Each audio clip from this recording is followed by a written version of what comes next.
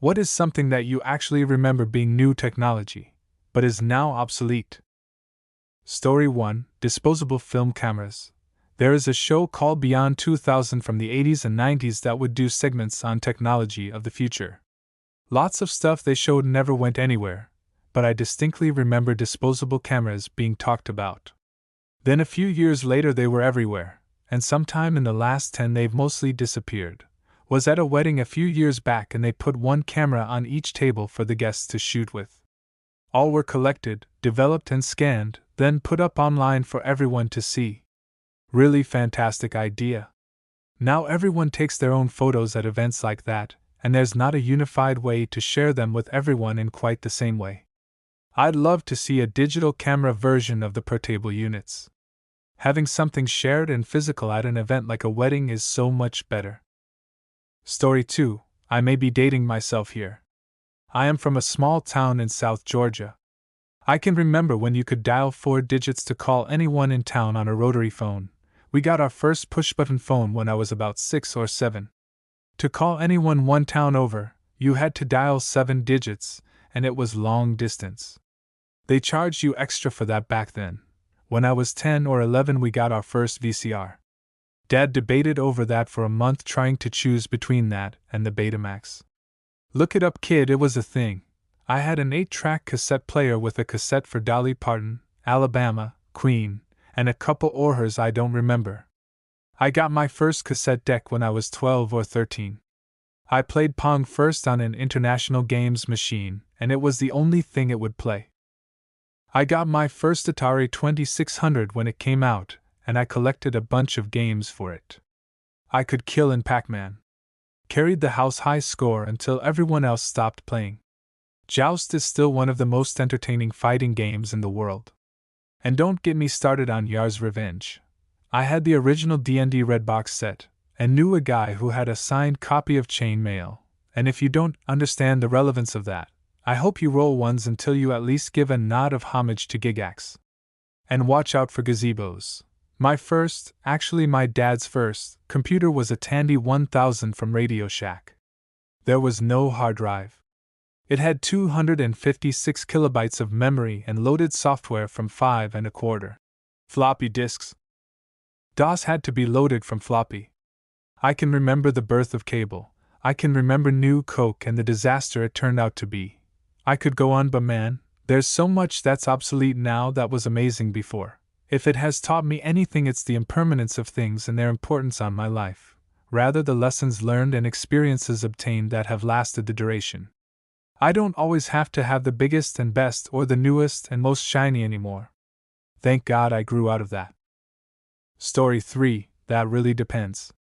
I still buy CDs occasionally and DVDs because A, many streaming services are not available, not located in the US, or the catalog is very much of a reduced size for my location, and B, the moment I stop paying for streaming service /Audible /Spotify /anything, I'll lose the library, books, movies, music.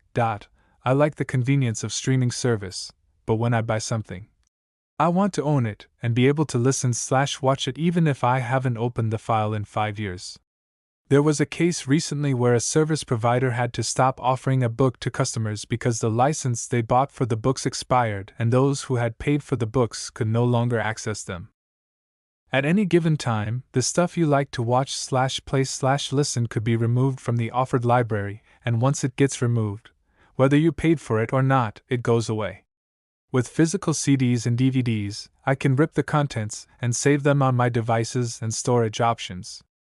It's old school, but luckily I'm not that big user of streaming services anyway due to accessibility issues, so I don't mind.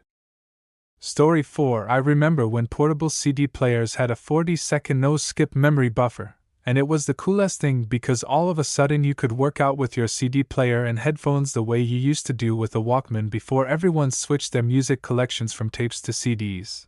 A week or 2 back I was watching Sex and the City with my fiancée. Yes, I've become that cliched man who watches Sex and the City with his significant other, and Miranda was on an exercise machine at the gym with the Discman velcroed to the back of her hand, and I had this weird moment of nostalgic vertigo thinking, when this episode aired, That was the coolest thing in the world. I haven't seen anybody with one in probably 20 years. Story 5. Home computers that you build yourself. When I was in high school, people who knew how to operate/build computers got picked on quite a bit. Computers were a niche thing for nerds. I'd been using home computers since the early 80s, so by the time I got to high school I wasn't about to give them up just to be normal. There was a group of mean girls in high school that was particularly nasty to the few girls who knew computers. Given how mandatory computers became in a very short amount of time, I had no small amount of satisfaction charging them a lot of money in college for hooking up printers, troubleshooting, etc. Their bitchy judgments against anything nerdy caught up with them and paid for my own fancy rigs. 1990s IT was truly revenge of the nerds.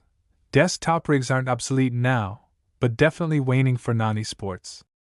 And it's been a long time since soldering was for anyone but hardcore hobbyists.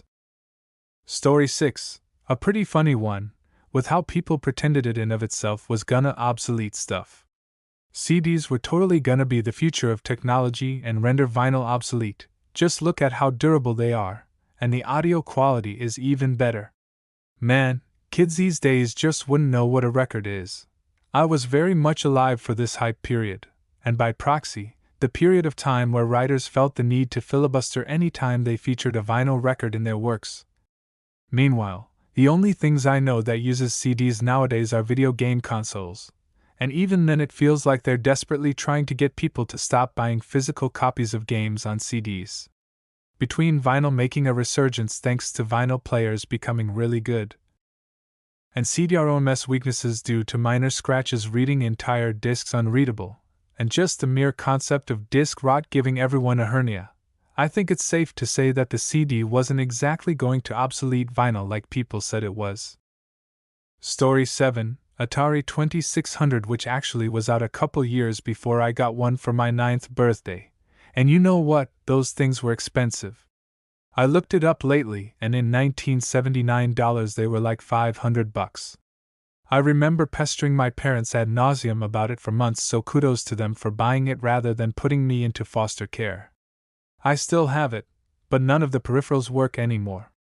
I'd buy replacements, but I don't know how I'd hook it up to our TV. Figuring it out seems like a lot of work considering I can just buy most of the same games on Xbox. Though I actually do think about my old Atari a lot while playing something new and amazing. It's hard to believe the industry has gone from Pong to Halo within only a few decades. Story 8. CD burners and both writable and rewritable CDs. Hell, the whole CD industry is obsolete now. But yeah, when we got the ability to create our own CDs, that was a huge deal. And then rewritable CDs came along, and that was just unbelievable. I guess really I should also say CDs in general. They were invented in 1979, the same year I was born, but they took a good 10 or 12 years to really catch on, and I can remember making the transition from tapes. I figure everyone has said it, but cell phones, of the non-smartphone variety, like flip phones, etc., and touchscreens and smartphones were a fantastic development, but to me it feels like everything happened really fast. I got my first cell phone in 2006. It was, 2 years later that the iPhone was invented? Something like that. It feels like the pre-smartphone era was just a blip. Here's a less common one: automatic seatbelts. And yes, I know, they didn't become obsolete because the tech advanced, they became obsolete because they were getting people killed. Still, I remember them both arriving and leaving the industry.